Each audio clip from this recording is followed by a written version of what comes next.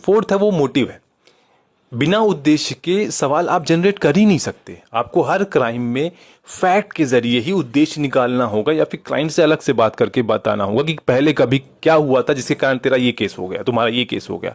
ये सारी चीजें उससे पूछनी होगी।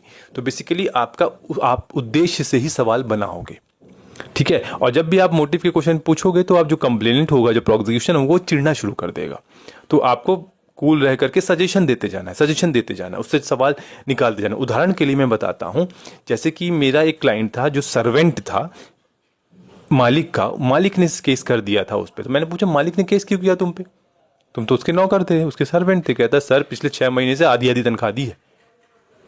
हमारा था कि हमारी आधी आधी तनख्वाह दी, आधी नहीं दी है, और इसका एक बहाना मिल जाए निकालने का। जो उसने मुझे निकाली दी, जो क्लाइंट को निकाली दिया था, उसको बहाना मिल गया। और उसने ये कहा था क्योंकि मैं इसकी आधी तनख्वाह नहीं दे रहा था इसलिए वो मेरे घर से चोरी कर रहा था। तो दोनों की मोटिव क्लियर है। अब किसका मोटिव कितना वेटेज लेता है वो फैक्ट एंड सर्कमस्टांसेस के बेसिस पे तय होता है। तो कहने का मेरा सिर्फ ये मतलब है कि मोटिव से जो क्वेश्चन निकलेगा वो इंपॉर्टेंट होगा। तो मैंने पूछना शुरू कर दिया मालिक से कि ये बताओ तुमने पिछले 6 महीने से इसको पूरी तनख्वाह दी? बोला नहीं दी। कितनी तनख्वाह थी? इतनी थी। कितनी नहीं दी? इतनी दी। तो भाई 70-80 हजार रुपए अभी तुम्हारे इस पे बकाया है, तुमको इसको देना चाहिए।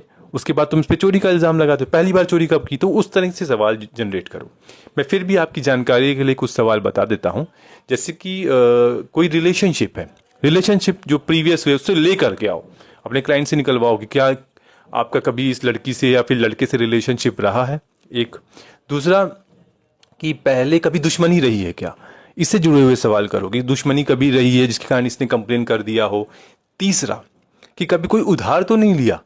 इस तरह से जुड़े हुए सवाल आप उनसे करो। जब ये तीनों खाके तैयार हो जाएंगे, मोटिव में प्रीवियस रिलेशनशिप, किसी प्रकार का कोई उधार, किसी प्रकार की कोई रंजिश, किसी प्रकार का कोई अल्टीरियर मोटिव, इस तरह से जुड़े हुए सवाल जब आप क्रिएट करोगे तो प्रोसिक्यूशन की स्टोरी जो है वो ऑटोमेटिकली वीक होती जाएगी।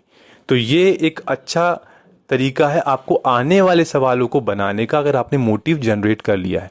तो मोटिव एक इंपॉर्टेंट पॉइंट है, बिकॉज ये आपको एक उद्देश्य बताता है। उसका इंटेंशन क्लियर कर, उसका इंटेंशन जो था आपको कंप्लेन करने का वो क्लियर करता है, उसके पीछे का मोटिव क्लियर करता है। तो motive is an important point when it comes to making cross questions on the facts of your case.